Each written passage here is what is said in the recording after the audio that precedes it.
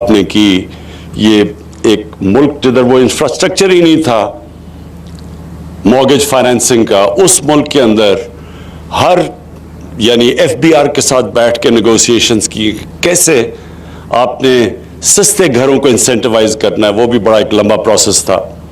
फिर आपने बैंकों के साथ रेगुलर मीटिंग्स की, क्योंकि बैंकों को भी यहाँ आदत ही नहीं है कि छोटे लोगों को कर्जे देने के लिए, तो उनके साथ पूरी बैठ के रेगुलर नेगोशिएशंस, और अभी भी जारी हैं, क्योंकि अभी भी रुकावटें हैं लोगों के लिए। जब वो बैंक में जाते हैं तो अभी भी बैंकों को वो लोअर स्टाफ जो बैंक में जिसका काम है कि सर्विस करना छोटे लोगों को, छोटे कर्जे देने घरों के लिए, वो अभी भी क्योंकि आदत नहीं है तो अभी भी मुश्किलात हैं। लेकिन हम इन मीटिंग्स की वजह से रेगुलरली ये जो मुश्किलात हैं ये दूर करते जा रहे हैं। और फिर सीडीए को मैं मुबारक देता हूं, क्योंकि सीडीए ने इस हाउसिंग में काम भी बड़ा किया, और जो वन विंडो ऑपरेशन की तरफ आप जा रहे हैं, जो ऑटोमेशन की तरफ जा रहे हैं, ताकि लोगों को प्रॉब्लम्स ना हो। या परमिशंस के लिए लोग सीडीए के पास जाते थे, हाउसिंग सोसाइटीज़ के लिए, वहाँ वो परमिशंस नहीं मिलती थी, फिर वो पैसे मांगते थे, फिर वो नक्शे अप्रूव नहीं होते थे। तो सब के लिए अब ऑटोमेशन की तरफ जा रहे हैं ताकि कम से कम लोगों को प्रॉब्लम्स हो। और फिर मैं एफडब्ल्यूओ को ख़ास तौर पे आज खराज तहसीन पेश करता हूँ, क्योंकि मैंने इनका काम देखा हुआ है एफडब्ल्यूओ का। मुझे कभी नहीं भूलता कि रिकॉर्ड टाइम में करतारपुर का जो वो सारा जो इंफ्रास्ट्रक्चर भी, पुल भी बना, वो पूरा जो तैयारी करवाई वहाँ सारे करतारपुर की, वो भी रिकॉर्ड टाइम में की। तो मैं उम्मीद रखता हूँ कि इसको भी अब रिकॉर्ड टाइम में करेंगे। जो फ्राश टाउन का जो फ्लैट्स बन रहे हैं, इसकी जो मुझे सबसे ज़्यादा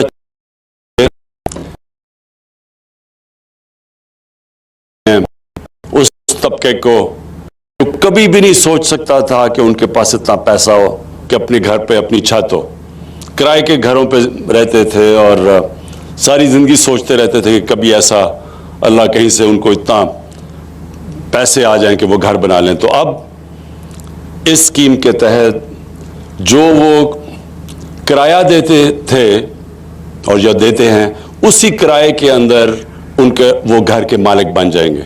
यानी वो किराया किस्तें चली जाएंगी, जिन किस्तों के ज़रिए उनके पास वो मालिक बनेंगे घरों की। और ये सबसे ज़्यादा एक, जिस तरह शेख रशीद ने कहा कि वो जो वेल्डर है, जो मैकेनिक है, जो मजदूर हैं, बल्कि हम किसानों के लिए भी कर रहे हैं, जो पेरी अर्बन हाउसिंग है वो इंशाल्लाह चंद दिनों में मैं कर रहा हूँ। तो ये सारा वो तबका है जिसके पास कैश नहीं था घर बनाने के लिए, अब उसके लिए ये सारी स्कीम्स हैं। और 2000 उन लोगों के लिए जो नया पाकिस्तान हाउसिंग का फ़ायदा उठाते हुए, क्योंकि 3 लाख हर घर पे सब्सिडी देती है गवर्नमेंट, तो उसका मतलब कि वो कर्ज़े की किस्त कम हो जाती है। और उसके अलावा जो 600 घर आप कच्ची आबादियों को दे रहे हैं, मैं सीडीए को ख़ास तौर पर इसके लिए खराज तहसीन पेश करता हूँ, क्योंकि अब तक कच्ची आबादी के लोगों के लिए कभी किसी ने नहीं सोचा, और कच्ची आबादियाँ बढ़ती जा रही हैं। कच्ची आबादियाँ क्यों बनती हैं? क्योंकि पैसा ही नहीं होता लोगों को घर बनाने के लिए, तो फिर ये कच्ची आबादियाँ बन जाती हैं। और कराची में तो तकरीबन 40% कच्ची आबादी अब हो गई है, और यहाँ भी इस्लामाबाद के अंदर। लिहाजा ये जो 600 घर आप कच्ची आबादी के लोगों को दे रहे हैं, ये भी एक शुरुआत है। इंशाअल्लाह मेरी ख्वाब ये है कि ये चंद सालों के अंदर कच्ची आबादी सब के पास मालिकाना हुकूक आ जाए, इनको हम घर दें, पूरी फैसिलिटीज़ दें। अभी तो सब कुछ कच्ची आबादी में इलीगल है, ना वहाँ कोई सीवरेज सिस्टम है, ना कोई पानी का इंतज़ाम है जिस तरह वो लोग रहते हैं। तो अब उनको भी हम इस तरह के, जो हमारा फ्राश टाउन में बाकायदा मॉडर्न फैसिलिटीज़, सारी सब चीज़ उनको हो, और उनको भी अपने घर की छत और मालिकाना हुकूक हो। तो वो, और सारी कच्ची आबादी को जो हमने कन्वर्ट करना, ये भी बड़ा ज़बरदस्त प्लान है सीडीए का। और फिर बाकी जो 2000 घर होंगे, वो 1600 घर जो बाकी बच जाएंगे, वो लोगों के लिए जो ये स्कीम का फ़ायदा उठा के बैंकों से मॉर्गेज फाइनेंसिंग करवा सकेंगे। मैं आखिर में अपनी कौम के सामने जो चीज़ रखना चाहता हूँ वो ये कि देखिए, हमारे पर कर्जे चढ़े हुए हैं। हर साल कर्जे कर्जों की जो हमें किस्तें देनी पड़ती हैं वो बढ़ती जाती हैं।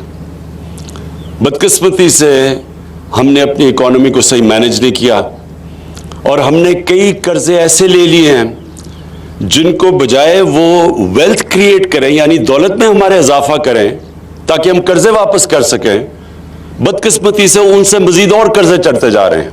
ऐसे हमने कई कर्जे लिए हैं। तो अब हमारी कोशिश सारी ये है कि मुल्क के अंदर वेल्थ क्रिएशन हो, दौलत के अंदर पाकिस्तान का इजाफा हो, ताकि जैसे जैसे दौलत का इजाफा होगा हम ये कर्जों की किस्तें वापस कर सकेंगे। और इसके लिए ये जो नया पाकिस्तान हाउसिंग है, ये एक ऐसा प्रोजेक्ट है, इससे 30 और इंडस्ट्रीज कंस्ट्रक्शन के साथ कनेक्टेड है। तो जब ये बनने शुरू होंगे तो इससे और 30 इंडस्ट्रीज पाकिस्तान में चलनी शुरू हो जाएंगी। और जो कंस्ट्रक्शन के लिए ओवरऑल हमने पैकेज दिया हुआ है, कंस्ट्रक्शन की एक्टिविटी आज पाकिस्तान में रिकॉर्ड पे पहुंच चुकी है। और इसकी क्या सबूत क्या है कि पिछले महीने जो सीमेंट की जो सेल हुई है वो पाकिस्तान की तारीख में सबसे ज्यादा हुई है। इसका मतलब कि जो हमने पैकेज दिए थे कंस्ट्रक्शन के अंदर वो शुरू हो गए हैं, वो काम शुरू हो गया, अब कंस्ट्रक्शन का काम शुरू हो गया, लोग इससे फायदा उठा रहे हैं। तो एक तो ये है कि हाउसिंग सारे मुल्क के अंदर इकोनॉमिक एक्टिविटी जनरेट करेगी। और उसका एक और भी सबूत है कि पिछले महीने टैक्स भी पाकिस्तान FBR ने सबसे ज्यादा इकट्ठा किया। इसका मतलब कि बिजनेस एक्टिविटी हुई है तो टैक्स में इजाफा हुआ है। तो जैसे जैसे हमारी हाउसिंग और कंस्ट्रक्शन की एक्टिविटी मुल्क में बढ़ती जाएगी, हमारी दौलत में इजाफा होगा, हमारी टैक्स की कलेक्शन बढ़ती जाएगी और इंशाअल्लाह हमारे में वो सकत हो जाएगी कि हम ये कर्जे जो इतना बड़ा बोझ चढ़ा हुआ है कर्जों का वो हम वापस करें। मैं सिर्फ लोगों को अपनी कई दफ़ा मेरे वज़ीरों को भी नहीं पता कि क्यों हमारे पास इतनी तंगी में हमने ये 2.5 साल गुजारे हैं कि जो पिछली हुकूमत थी नून लीग, उनके पहले 2.5 साल में जो उन्होंने टोटल कर्जों की किस्तें और सूद जो वापस किया था अपने उन्होंने 2.5 सालों में वो 20,000 अरब था। हमारे 2.5 सालों में हमने 35,000 अरब कर्जा और कर्जों की किस्तें वापस किए। तो ये सोच लें कि अगर 15,000 अरब हम बजाय कर्जों की किस्तें और कर्जे वापस करने में देते, वो अगर हम अपने मुल्क पे लगा देते, अपनी इंफ्रास्ट्रक्चर पे लगा देते, अपने स्कूलों पे, सड़कों पे, तो ये मुल्क ट्रांसफॉर्म हो जाता। तो इसलिए ये बोझ पड़ा हुआ है, इसलिए हमें अपनी दौलत बढ़ाने की, इजाफे की ज़रूरत है, जिसको वेल्थ क्रिएशन कहते हैं। और उसके अंदर हमारे 2 नए शहर, एक तो लाहौर के अंदर रावी प्रोजेक्ट है और उसके साथ जो सेंट्रल बिजनेस डिस्ट्रिक्ट है, इसमें इंशाल्लाह अरबों खरबों की वेल्थ क्रिएशन इसमें है। फिर अगर जैसे ही सिंध हुकूमत के साथ हम नेगोशिएट कर रहे हैं, जो बंडल आइलैंड जो हमारा कराची के एक जजीरे के ऊपर जो प्रोग्राम है, उसका इतना ज़्यादा उसका सिर्फ वेल्थ क्रिएशन ही नहीं, लेकिन बाहर से पैसा आएगा, बाहर से इन्वेस्टमेंट आएगी, जिसमें हमारे डॉलर रिजर्व्स में इजाफा होगा, जिससे रुपया और मजबूत होगा। उसके अलावा 2 डैम्स बना रहे हैं पाकिस्तान में, 50 साल के बाद डैम्स बन रही हैं। इससे जो हमारी एग्रीकल्चर को जो फ़ायदा होगा, जो हमारी पैदावार बढ़ेगी, जो फिर हम सस्ती बिजली प्रोड्यूस करेंगे, ये भी, इससे भी हमारी दौलत में इजाफा होगा। और फिर जो ML1 जो हम अब ट्रेन, जो पहली दफ़ा पाकिस्तान की तारीफ में बिल्कुल एक नया रेलवे बनवा रहे हैं चाइनीज़ के साथ मिलके, उससे कराची और लाहौर का जो सफ़र होगा वो अभी पता नहीं कितना है, लेकिन 8 घंटे हो जाएंगे। यानी 8 घंटे में कराची से लाहौर। इसका मतलब जो सारा फ्रेट है, जो कार्गो है, जिसको जो इफेक्ट करता है ईज ऑफ डूइंग बिजनेस, वो सब कुछ चेंज हो जाएगा। और ये फिर ट्रेन कनेक्ट करेगी पेशावर, और उसके बाद हमारी उज़्बेकिस्तान और अफगानिस्तान हमारी बात हो रही है कि वो फिर आगे से पूरी ट्रेन जाएगी सेंट्रल एशिया में और आगे। तो इससे भी पाकिस्तान की दौलत में इजाफा होगा।